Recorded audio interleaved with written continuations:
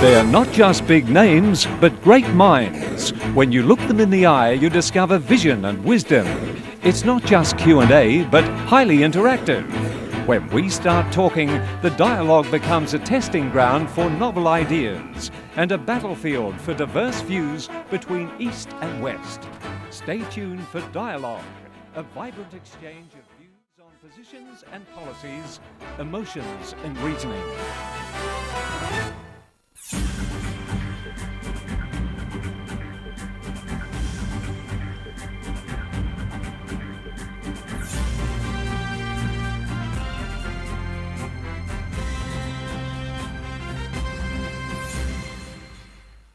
Hello, welcome to another edition of Dialogue on CCTV International. I'm your host, Tian Wei.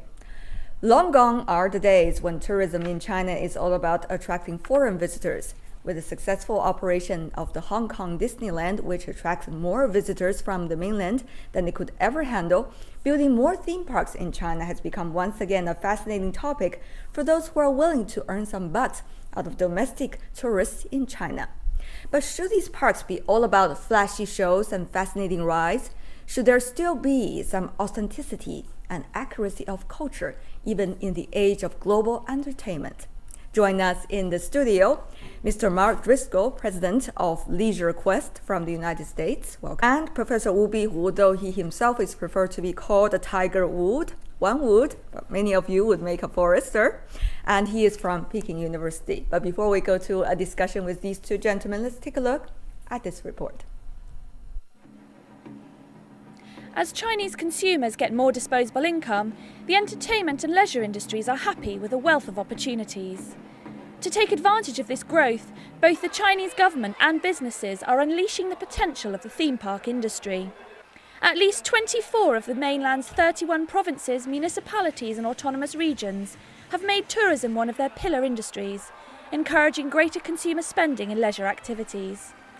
About $20 billion has already been invested into China's theme park sector, and the sector is still attracting more. Hong Kong Disneyland has become one of the favourite tourist attractions for Chinese mainlanders, and the Magic Kingdom is now expected to arrive on the mainland as well. Disney officials say they are negotiating to build a theme park in Shanghai. It may still take a while before China's theme parks catch up with their overseas counterparts completely. After choosing a suitable location and selecting an interesting and attractive theme, only those that provide visitors with high-quality services worth of their pay can really expect to make the Chinese theme park a Magic Kingdom.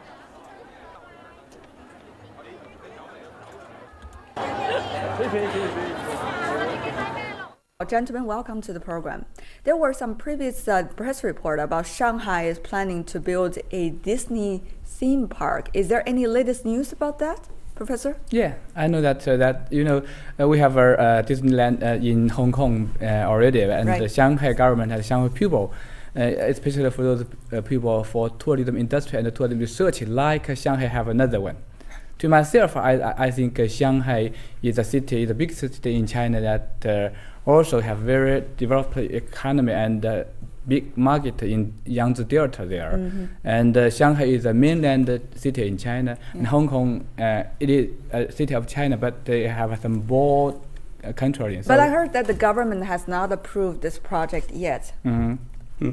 That's what I understand too. That these projects, because the investment's so large, probably in the neighborhood of $1 billion or more, is going to require some special central government approval, and that has not yet been approved. Right.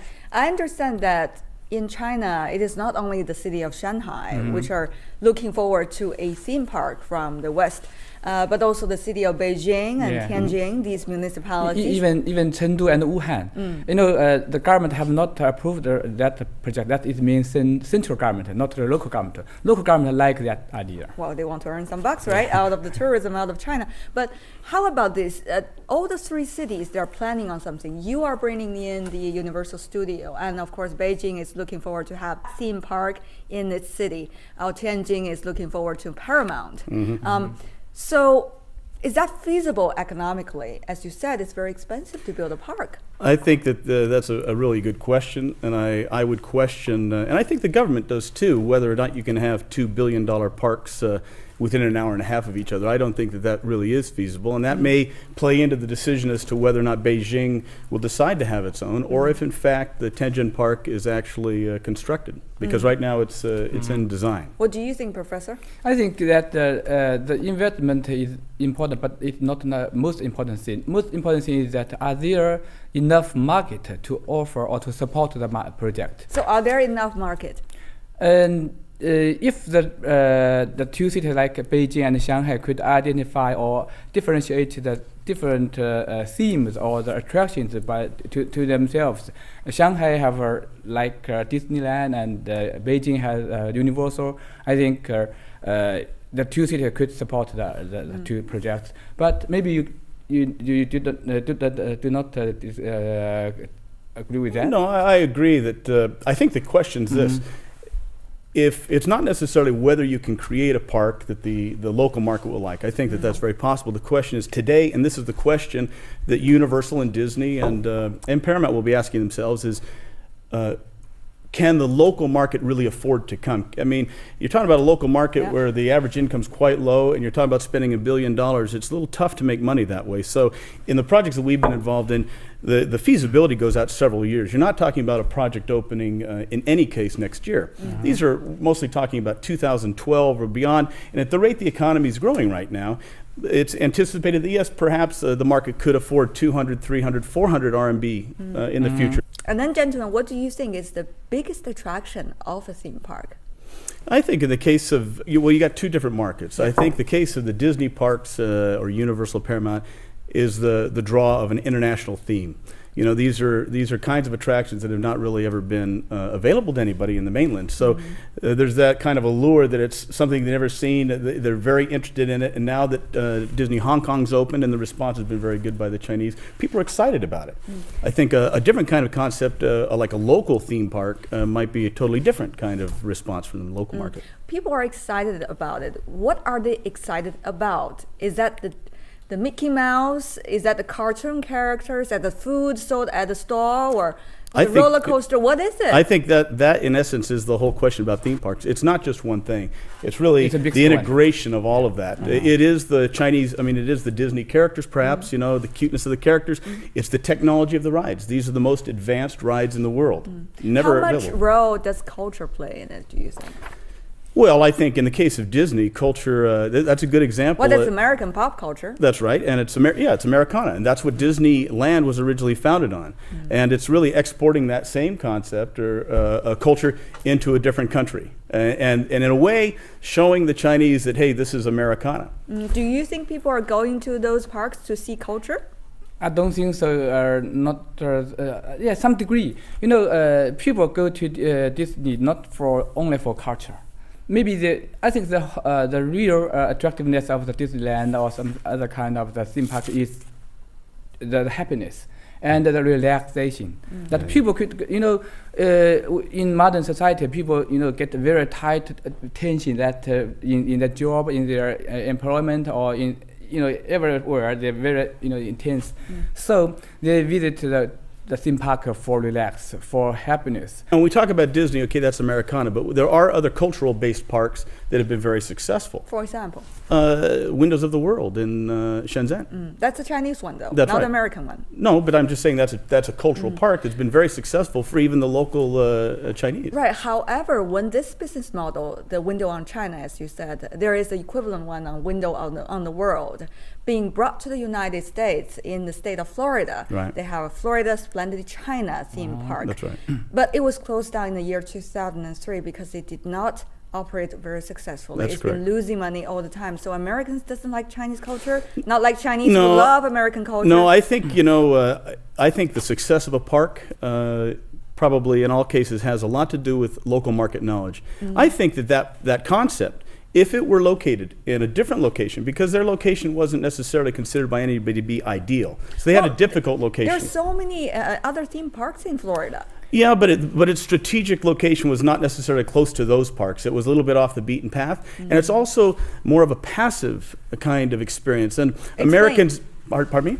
Explain, please. Well, passive. Passive meaning you wander through. It's not interactive. You don't get to interact. It's merely you walk through and you experience. And the Americans are really used to very interactive kinds of attractions now. True, absolutely. I think the loss of the investment of the win of award of Chinese investment in Florida because that the market don't like or do not use it to the way that without without enough interaction with the audience or the visitors. Of course. I hear all the time people talk about the Chinese like very passive, quiet kinds of things, and I would question that because I think it's just a matter of the fact that you have not had. You're a developing economy. You haven't had the years of development that the United States has. Because every time that I have seen Chinese go to different parks that are active, interactive, they love them. There's just there have not been enough good ones here for them to experience. And I think as they start to experience those kinds of parks, you're going to see that while parks are always beautiful, they're very peaceful, and it means something to get out of Beijing and get into the woods or in the mountains, they're still going to like interactive things to do with the family. And there are some blogs talking about U.S. theme parks. The visitors there are some complaints, certainly, as everything else in the world. And some is talking about Six Flags. I have to mention the name, sorry for that. No problem. Nitro, they are trying to have the roller coasters and all these wonderful rides in the park. And they have to wait a long time. For example, Nitro had at least 2 hours wait. Batman, at least 1 hour and 30 minutes. Stuntsman, 45 minutes. Thriller, 1 hour and 45 minutes wait. And finally, he said, I probably go to fast lane, yet the fast lane is very slow. It's about 30 minutes wait. So definitely management had some problem there. Well, I don't know that, this is like, if you used a local example, it'd be like having a park in China and trying to accommodate everybody during one of the major holiday weeks where you get not 8,000 people, but 50,000 people in a day. You are going to have busy days.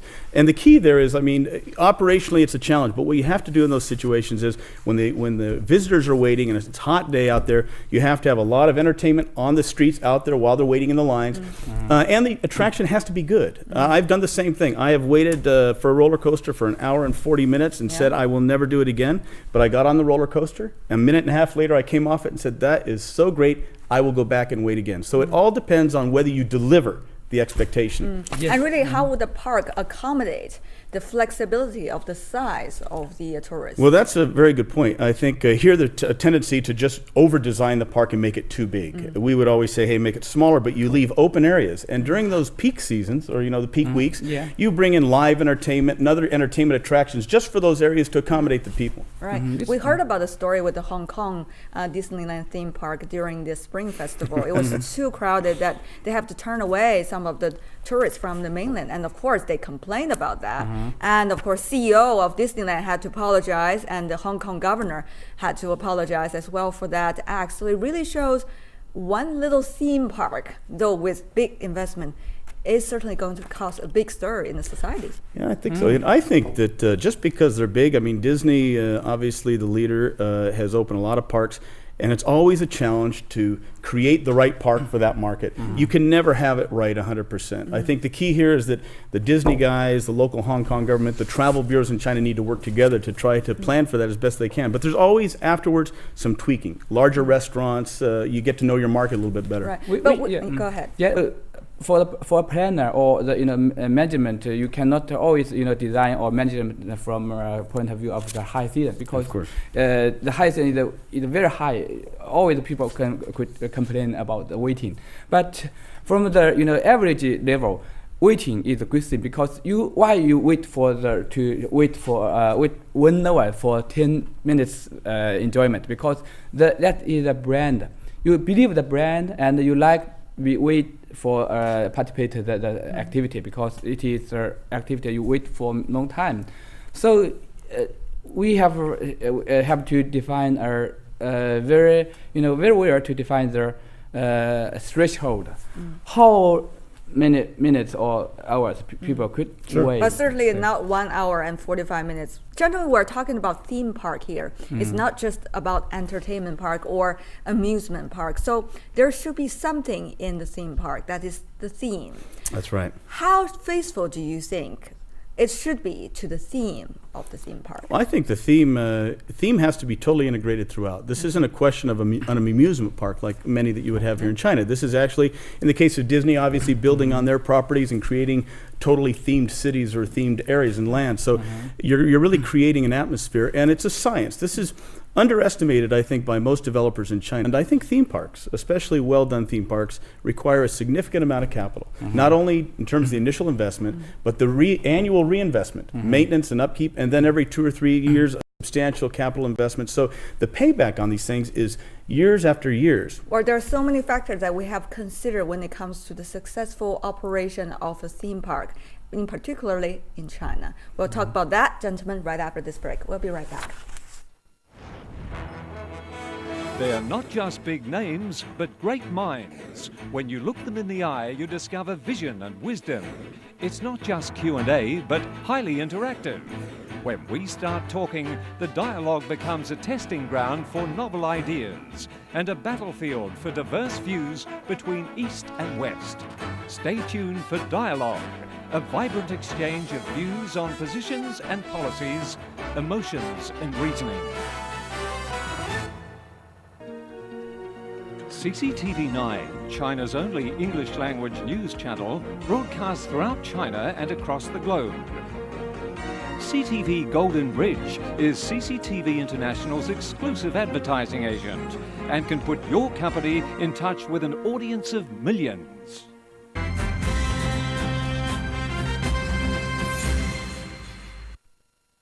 Welcome back. Well, just now we're talking about the many factors of a successful theme park, particularly in China. So what are these factors? Well, I think obviously a successful park in my mind is one that delivers the promise of entertainment and rewards the investors with, because it is a business, with some profit. And I think my frustration here in China is that people tend to think that it's going to be making a lot of money, and they don't tend to reinvest. And I think, if we had one park that actually was developed, in my view, properly and with the proper kind of financing, it would be successful, and others would learn from that. But right now, it just seems to be a way of using, maybe many times, a theme park as a way of generating interest in real estate, for example, right? Like the big developers. Give some example. Well, I think if you, as a package. Yeah, I think this is nothing new in Asia here, but OCT in Shenzhen is a huge real estate development company, and part of their marketing tool for attracting people to buy their condominiums is the fact you have a small Disneyland or theme park in your front yard. OCT Beijing, which is currently under construction, the same thing, and now in Chengdu.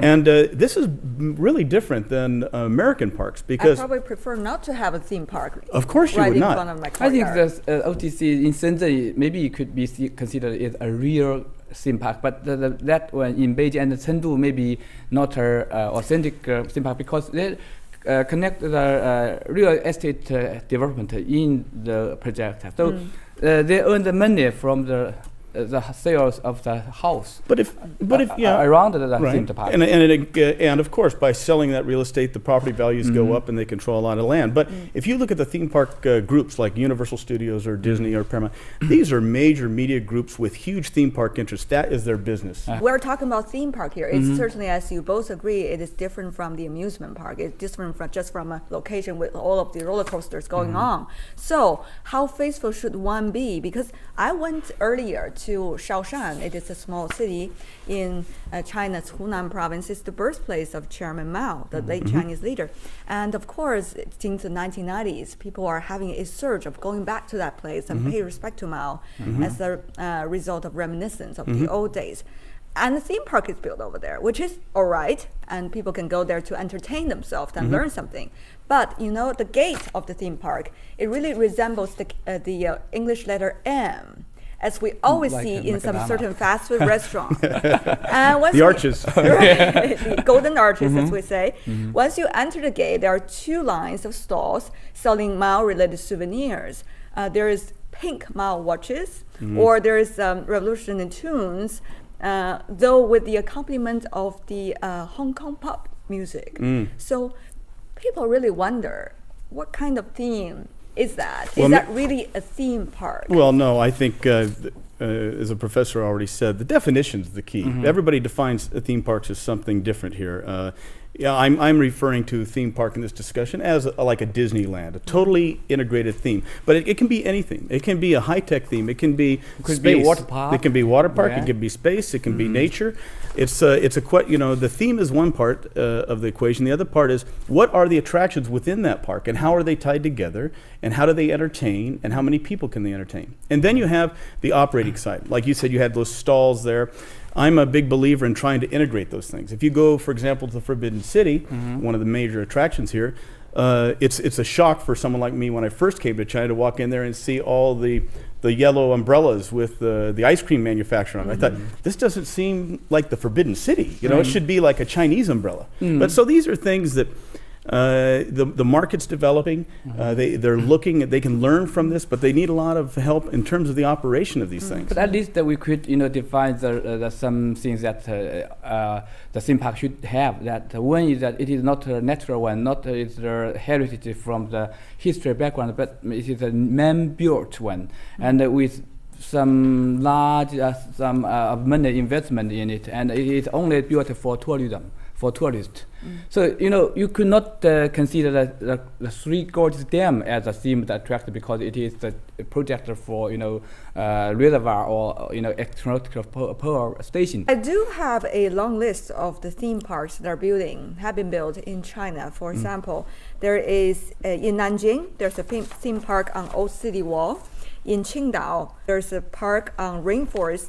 That's amusement park, rather. In Shenzhen, of course, there is another old Asia, it's an old Russia airport. They put that into a park, though that was being auctioned recently without any results so far. And in Beijing, we have a car theme park. In Tianjin, there's a military amusement park. In Zhenjiang, that's building a dinosaurs park. In Chongqing, Three Gorges Dam Park. The list goes on, gentlemen, but we saw, as we mentioned earlier, a very small percentage of them are being successful at this moment. In fact, to be exact, it's only 10%. Besides the reason that you're talking about, the long list of management, the staff, what do you think exactly China is lacking when it comes to these theme parks? Why people invest a new project and then failed and then invest again? The reason is that the failure of the theme park in China, because maybe another reason is that the local government offered the land free. Yeah. And then the investor, the company to invest the theme park, have not enough funding, and then they get some money from the bank. And bank is a national, it is a public resources. So no enough funding, no enough creation to bring new things to the market. I think the market need attractions to be happy. I think it's really a lack of planning, business planning. We've worked on many projects here, and we've never been shown a business plan. It's step by step. Try to create a concept, a big idea, get the local municipality behind it and support it, get the land committed to you. Then the next thing is go to the next step and the next step without really having a clear picture at the end of what it's going to be. So if you don't know where you're going, you might end up somewhere else, and this is what happens. But there are some successful examples in China when it comes to theme park, isn't there? The OCT was a good example of learning, because if you look at phase 1 of their project at Happy Valley, totally different than phase 2. Phase 2 was completed a few years ago, and that is probably, well, certainly the most Western style, international flavored theme park in China.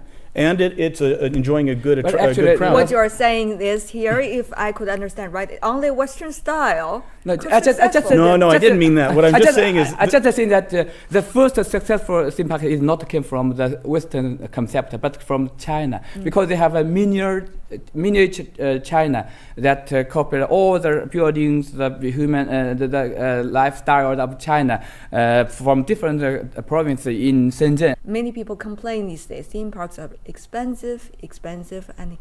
Of course, we understand big investment has been put into it, but let's say $20 would only buy you 2 hot dogs, 2 soft drinks, small ones, and 2 small fries.